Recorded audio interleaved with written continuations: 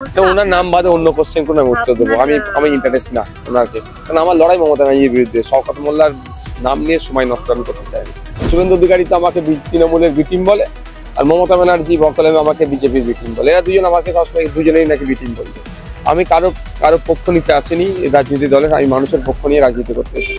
আজ আবারও দেখা গেল বিএলও কাজের চাপে বিএলও মারা গেল, আত্মঘাতী তার পরিবার অভিযোগ করেছে, এবং বাদুড়িয়ায় আরো একজন পৌর মারা গেছে। এদিকে তৃণমূল কংগ্রেস অভিযোগ করছে কমিশনের ওপর, মুখ্যমন্ত্রীও বলেছেন। আবার এদিকে বিজেপি শুভেন্দু অধিকারী পিসি করে বলছেন যে না, এটা নতুন বাংলায় একটা রোগ দেখা দিয়েছে, আত্মঘাতী রোগ, এই রোগের ওষুধ আমাদের জানা নেই। মানে দুপক্ষই দুজনকে দোষারোপ করছে, কি বলবেন? দেখুন, আমি রাজনৈতিক কচলাকচলিতে যাব না, টু দা পয়েন্টে আসছে।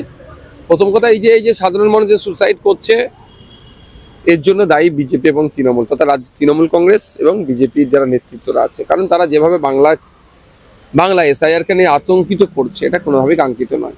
এসআইআর নির্দিষ্ট নিয়ম কানুন মেনে হবে, এত ভয় দেখানোর কি আছে, আতঙ্কিত করার কি আছে? এই আতঙ্কের পরিবেশ তৃণমূল বিজেপি মিলে করছে, এর দায় তৃণমূল বিজেপিকে নিতে হবে, যারা সুসাইড করছে। দ্বিতীয়ত, বিএলওদের উপর অত্যাধিক চাপ।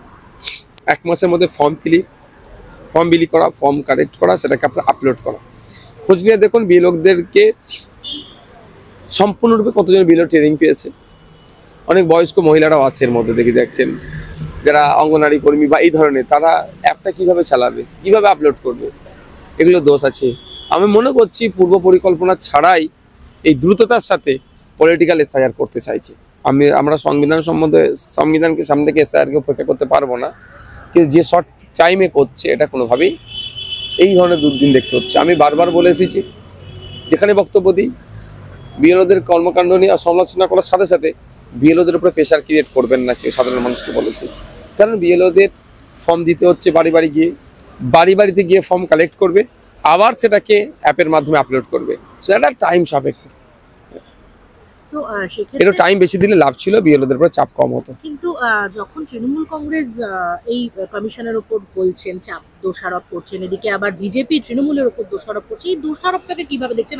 আপনি একজন, দেখুন, একটা কথা বলি, সমস্যা আছে, সমাধান করতে হবে, সমালোচনা করতে হবে, কিন্তু দোষারোপ করে দিয়ে এড়িয়ে যেতে পারা যায় না। বিজেপি নেতারা বলছেন পশ্চিমবাংলা 1.5 কোটি রোহিঙ্গা আছে বলে মানুষকে আতঙ্কিত করতে চাইছে, আর কেন্দ্র সরকার সুপ্রিম কোর্টে তথ্য দিচ্ছে, এফিডেভিট দিচ্ছে যে সারা ভারতবর্ষে 40,000 একটু বেশি রোহিঙ্গা আছে। তো এখানে কতটা অসত্য কথা বলছে, এই আতঙ্কের পরিবেশ তৈরি করছে। আর রাজ্য সরকারের উচিত ছিল, শুভেন্দুবাবু যে অসত্য কথা বলছেন, রাজ্যের বৈধ ভোটারকে অবৈধ বলে যেভাবে দেখে দিচ্ছে, তাহলে এর বিরুদ্ধে ব্যবস্থা গ্রহণ করা, আইনত ব্যবস্থা গ্রহণ, কোনোটাই করেনি। এগুলো সম্পূর্ণরূপে, যেটা আমি বুঝতে পারছি, তৃণমূল বিজেপি মিলে পশ্চিমবাংলার সাধারণ মানুষকে পেশাই করতে চেষ্টা করছে, এবং 2026-এর জন্য রাজনৈতিক বাইনারি তৈরি করতে চাইছে। অনেক ক্ষেত্রেই দেখা যাচ্ছে তৃণমূল এবং বিজেপি দুদলই আপনাকে সাথে পেতে চাইছে। হুমায়ুন কবির ভরতপুরে, যিনি এমএলএ তৃণমূল কংগ্রেসের, তিনিও আপনাকে শরিক হিসেবে পেতে চাইছেন, কারণ তিনি নতুন দল করতে যাচ্ছেন, আপনি বোধহয় জানেন। এবং আবার অনেক সময় দেখা যাচ্ছে শুভেন্দু অধিকারীর মুখে আপনার প্রশংসা। কে বলো? শুভেন্দু অধিকারী তো আমাকে তৃণমূলের বি টিম বলে, আর মমতা ব্যানার্জি বকলেমে আমাকে বিজেপির বি টিম বলে। এরা দুজন আমাকে সবসময় দুজনেই নাকি বি টিম বলছে। আমি কারো পক্ষ নিতে আসিনি রাজনীতি দলের, আমি মানুষের পক্ষ নিয়ে রাজনীতি করতে এসেছি। বঞ্চিত মানুষের সমস্যা দূরীভূত করতে হবে। আজকে শিক্ষা, স্বাস্থ্য, কর্মসংস্থান, গণপরিবহনের মতো ব্যবস্থাগুলোকে ধ্বংস হয়ে যাচ্ছে, মানুষের আয় কমে গিয়েছে। এইগুলো বাড়ানোর জন্য হসপিটালে গেলে চিকিৎসা পাচ্ছে না সরকারি হসপিটালগুলোতে, এই দুরবস্থা কাটিয়ে তোলার জন্য আমি রাজনীতির ময়দানে এসেছি। সুতরাং এরা যারা গতানুগতিক যারা চলছে, এদের সাথ দেওয়ার আমার কোনো প্রয়োজন নাই।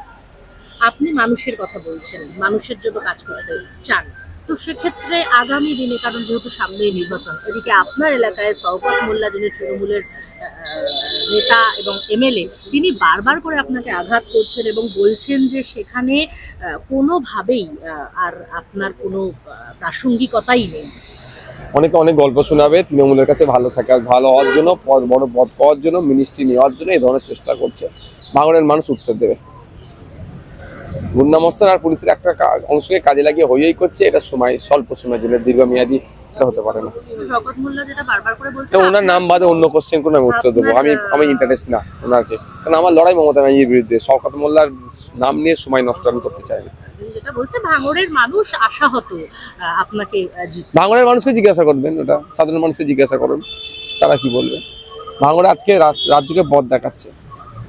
আজকে পশ্চিমবাংলার যে কোনো প্রান্তে যাবেন, একটাই প্রশ্ন, একটাই কথা, যে ভাঙড়ের মানুষের মতো যদি আমরা 2021 সালে এই বিজেপি তৃণমূলের বাইনারির বাইরে গিয়ে যদি ভোট করাতাম, আমার 4টে এক্সট্রা 10টা যদি এমএলএ পাঠাতাম, লাভ হতো। বিজেপি তৃণমূলের বাইনারি খেয়ে নেওয়ার ফলে আজকে বাংলার মানুষের এই দুরবস্থা। আচ্ছা, ওখানে যে একটা তৃণমূলের অন্তর্দ্বন্দ্ব যেটা সবসময় প্রকাশ্যে আসে, কাইজার আরাবুল আর এদিকে অপোজিটের শওকত মোল্লা, কি বলবেন? এটা নতুন কিছু ব্যাপার নয়। সিন্ডিকেট রাজকে কন্ট্রোল করবে, কার হাতে দলের রাজ থাকবে, এই নিয়ে লড়াই। শুধু ভাঙড় নয়, রাজ্যের বিভিন্ন প্রান্তে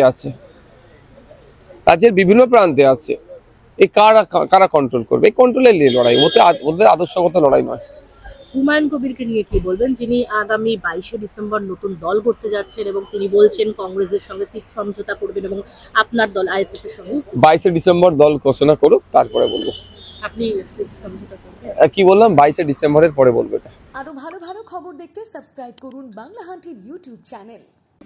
বাংলা হান্টের আরো খবর দেখতে নজর রাখুন। বাংলা খবর মানেই বাংলা হান্ট।